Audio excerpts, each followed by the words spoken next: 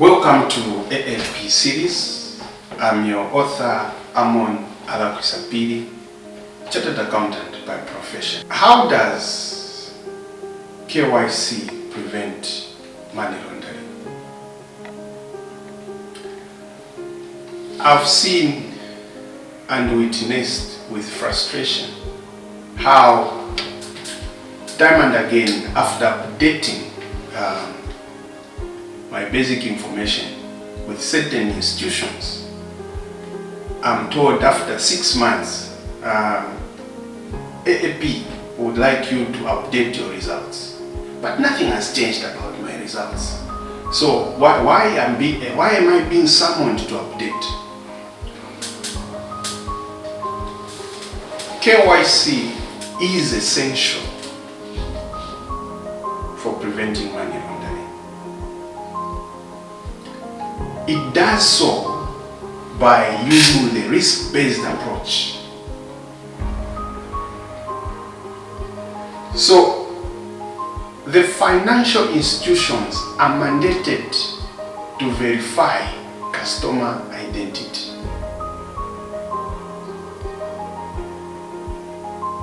So, in doing so, they'll ask for personal information.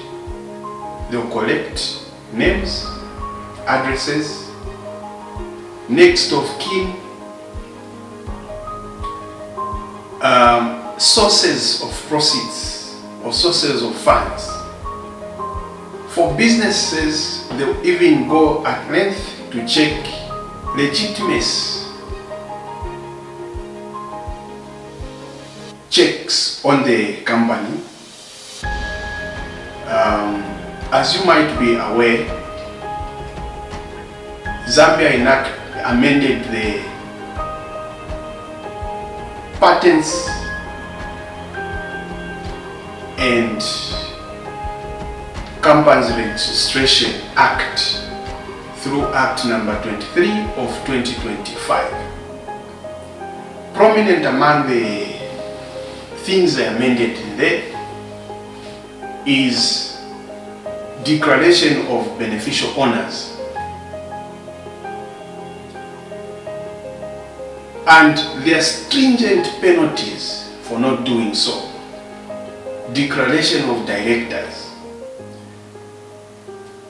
There is a mechanism, obviously,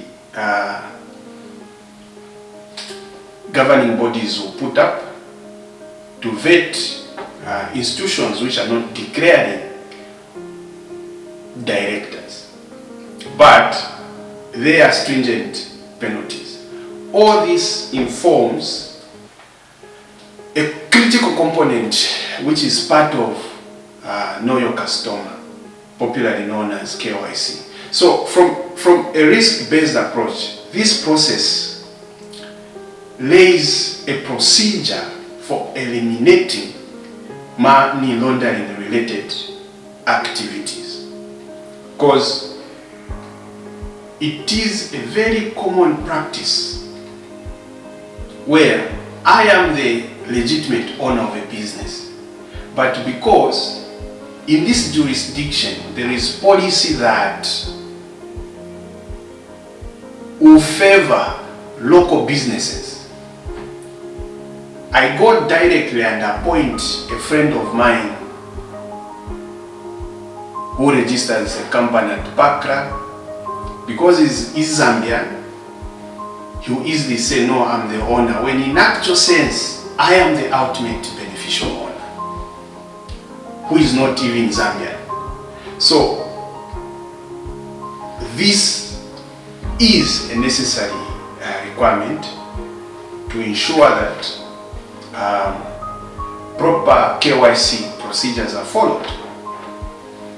So, once the customer ID has been established, the next stage you get into a risk assessment.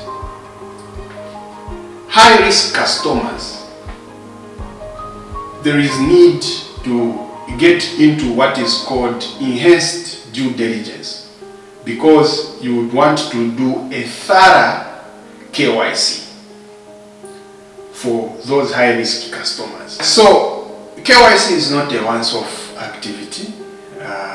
Obviously, there is need to continuously be on the lookout on the latest social trends, because those might just relate to your customer.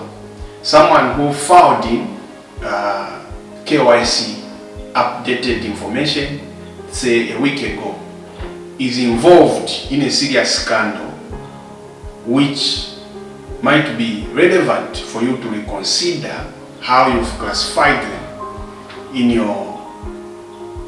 your customer profile. So, how does KYC specifically prevent money laundering?